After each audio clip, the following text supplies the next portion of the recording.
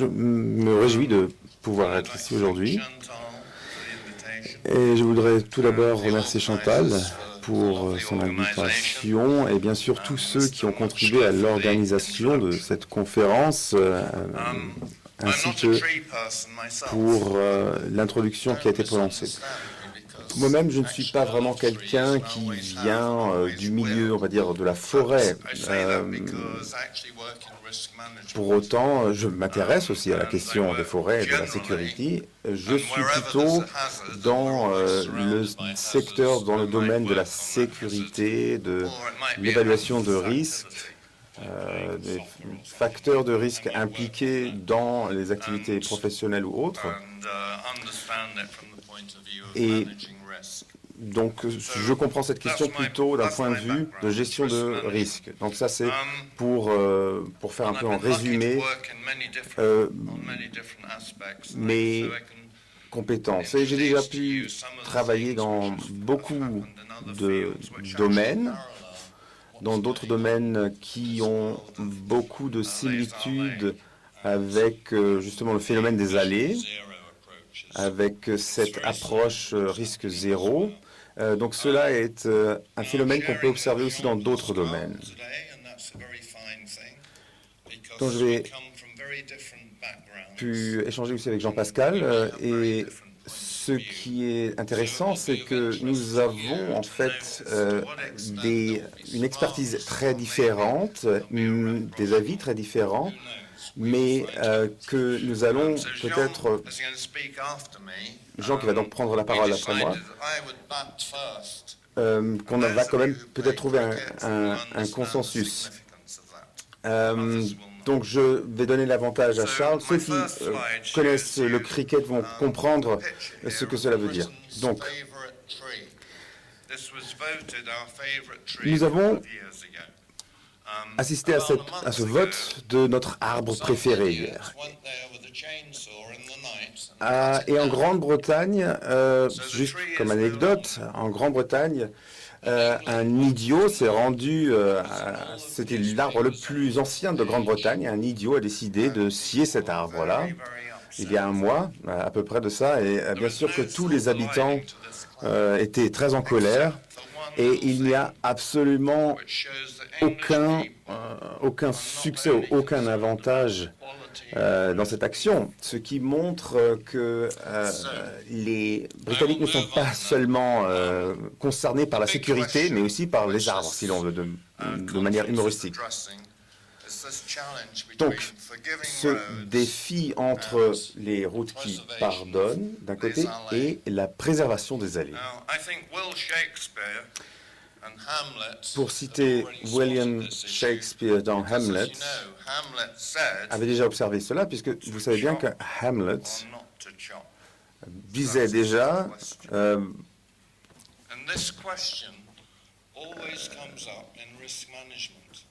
rompre ou ne pas rompre, couper ou ne pas couper, être ou ne pas être, vous avez compris, oui. La première chose donc que vous allez faire quand vous entreprenez quoi que ce soit, c'est une évaluation des risques. Donc vous allez peut-être considérer certains risques à votre santé, des risques, d'autres risques pour d'autres personnes, mais la question qui se pose ensuite, c'est qu'est-ce que vous allez faire pour contrer ces risques? Vous allez devoir prendre une décision, et c'est à peu près ce qui se passe quand on prend en considération ce contraste entre les routes qui pardonnent d'un côté et la préservation des allées et donc des arbres de l'autre.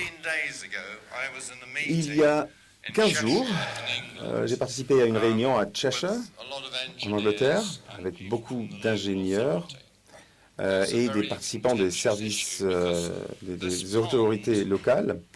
Cet étang, qui est un étang assez grand, qui existe déjà depuis 270 ans, et il n'y a jamais eu de problème avec cet étang.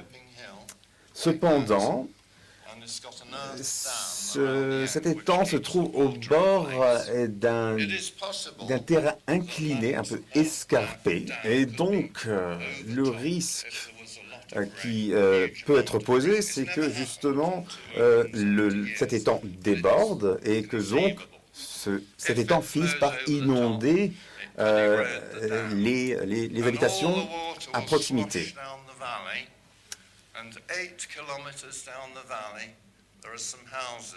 Et d'ailleurs, c'est ce qui s'est passé. Des logements ont été par le passé inondés à 8 km de cet étang. Et c'est pour cela qu'on s'est posé la question comment juguler ce risque-là. On a donc on a pris des conseils de la part d'ingénieurs et d'experts et on a tout simplement évalué le risque le risque vital, le véritable risque que représente cet étang. Le risque qu'une personne meure, donc à la suite de ce débordement de cet étang, est minime, mais suffit à renforcer un barrage ou à renforcer le bord de l'étang.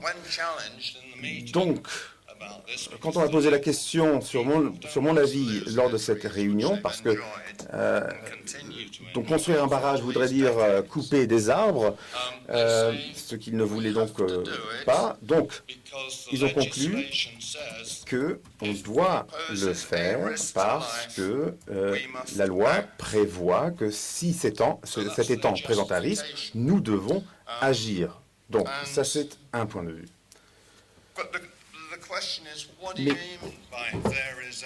la question qui reste est, c'est quoi ce risque dans ce cas-là? Parce qu'en fait, si l'on considère les choses ainsi, tout est un risque. Dès qu'on se lève, dès qu'on sort de la maison, on prend des risques. Même si vous restez dans votre lit, c'est aussi un risque que vous pouvez courir, parce que vous allez peut-être avoir une dégradation de votre corps en raison d'un manque d'activité physique. Voilà un autre risque. Donc, la plupart du temps, pour nous, ces risques-là, par exemple, avoir peur d'être écrasé par un camion en sortant de la maison, ces risques sont si minimes qu'on ne les prend pas vraiment en considération. Mais ces ingénieurs-là, en l'occurrence, les ingénieurs en question qui ont été consultés ont dit, voilà, cet étang représente un risque, donc nous devons agir. Donc vous pouvez voir, juste avec cet exemple, qu'il y a différentes approches quant à l'identification d'un risque, à l'évaluation d'un risque, et comment traiter ce risque.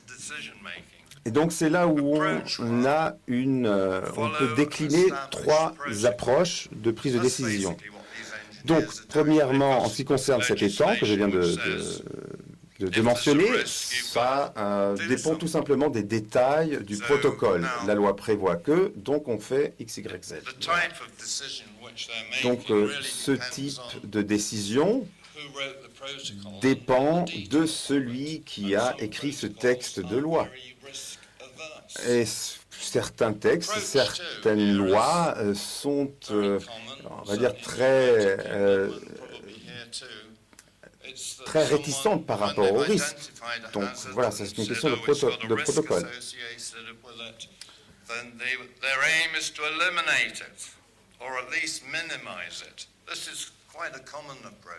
Donc c'est une approche qui est, on va dire, légale.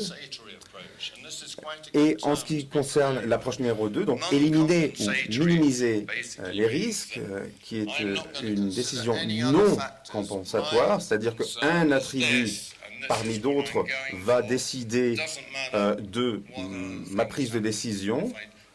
Là, par exemple, on pourrait citer donc les bords de route avec les arbres, les routes qui pardonnent, donc cette vision zéro, c'est-à-dire que là, l'attribut danger l'emporte sur, par exemple, l'attribut esthétique de la route. C'est non compensatoire. L'approche numéro 3, c'est de prendre en compte le risque, d'accepter le risque en échange d'avantages.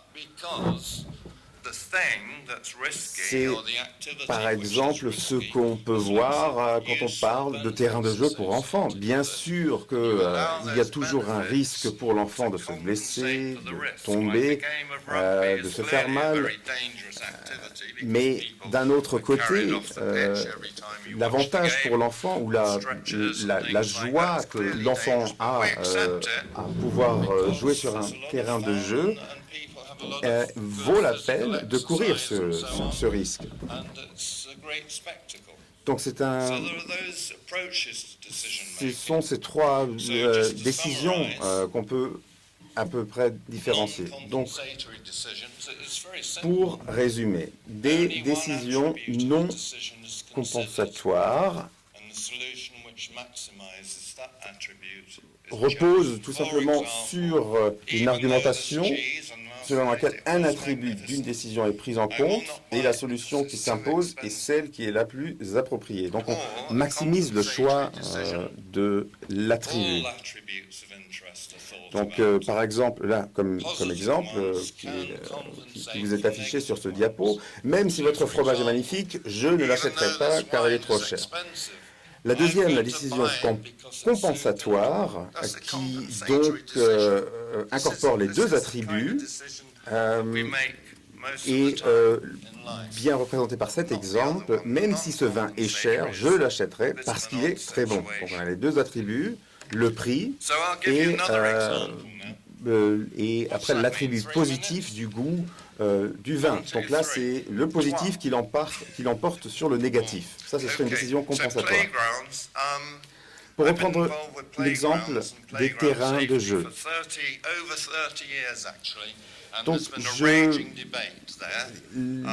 le débat sur les mesures de sécurité sur les terrains de jeu est un débat qui a lieu déjà depuis 30 ans, qui fait toujours l'actualité. Donc on voit deux différents espaces de jeu, terrains de jeu. Donc sur le côté, sur la photo à droite, vous voyez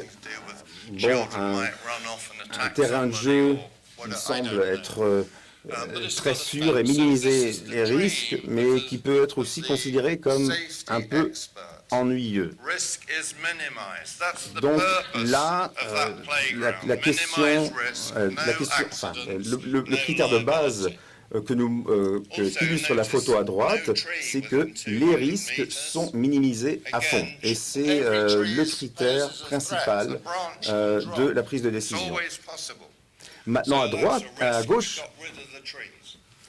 vous avez un terrain de jeu qui est différent. À gauche, nous avons un exemple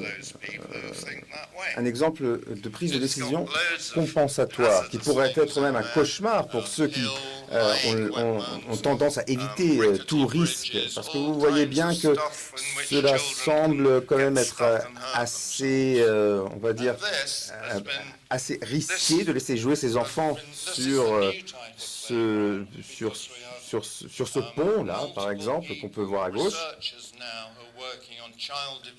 Et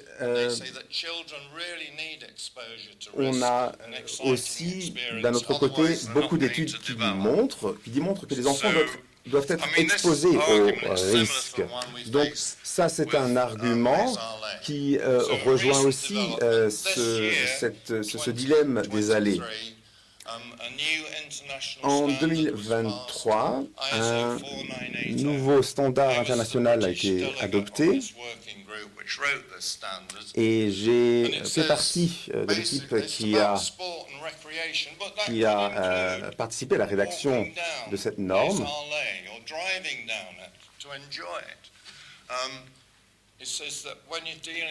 Donc,